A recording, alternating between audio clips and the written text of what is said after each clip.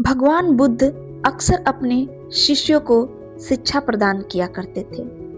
एक दिन प्रातःकाल बहुत से भिक्षुक उनका प्रवचन सुनने के लिए बैठे थे। बुद्ध समय पर सभा में पहुंचे, पर आज शिष्य उन्हें देखकर चकित थे, क्योंकि आज पहली बार वे अपने हाथ में कुछ लेकर आए थे। करीब आने पर शिष्यों ने देखा कि उनके हाथ में एक रस्सी थी। बुद्ध ने आसन ग्रहण किया और बिना किसी से कुछ कहे वे रस्सी में गांठें लगाने लगे। वहां उपस्थित सभी लोग यह सोच रहे थे कि अब बुद्ध आगे क्या करेंगे। तभी बुद्ध ने सभी से एक प्रश्न किया। मैंने इस रस्सी में 3 गांठें लगा दी है। अब मैं आपसे ये जानना चाहता हूं कि क्या यह वही रस्सी है जो गांठें लगाने से पूर्व थी? एक शिष्य ने उत्तर में कहा, गुरुजी, इसका उत्तर देना थोड़ा कठिन है।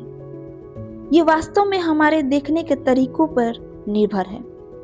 एक दृष्टिकोण से देखें तो रस्सी वही है, इसका कोई बदलाव नहीं आया है। दूसरी तरह से देखें तो अब इसमें 3 गांठें लगी हुई है जो पहले नहीं थी, अतः इसे बदला हुआ कह सकते हैं। पर यह बात भी ध्यान देने वाली है कि बाहर से देखने में भले ही यह बदली हुई प्रतीत हो, पर अंदर से तो ये वही है जो पहले थी। इसका बुनियादी स्वरूप अपरिवर्तित है। सत्य है, बुद्ध ने कहा। अब मैं इन गांठों को खोल देता हूँ। यह कहकर बुद्ध रस्सी के दोनों सिरों को एक दूसरे से दूर खींचने लगे। उन्होंने पूछा, तुम्हें क्या लगता है, इस प्रकार इन्हें खींचने से क्या मैं इन गांठों को खोल सकता हूँ?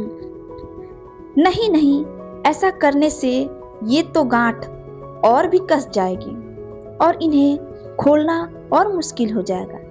एक शिष्य ने शीघ्रता से उत्तर दिया।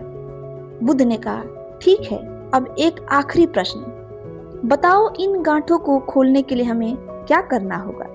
शिष्य बोला, इसके लिए हमें इन गांठों को गौर से देखना होगा ताकि हम जान सके कि इन्हें कैसे लगाया गया था और फिर हम इन्हें खोलने का प्रयास कर सकते हैं। मैं यही तो सुनना चाहता था।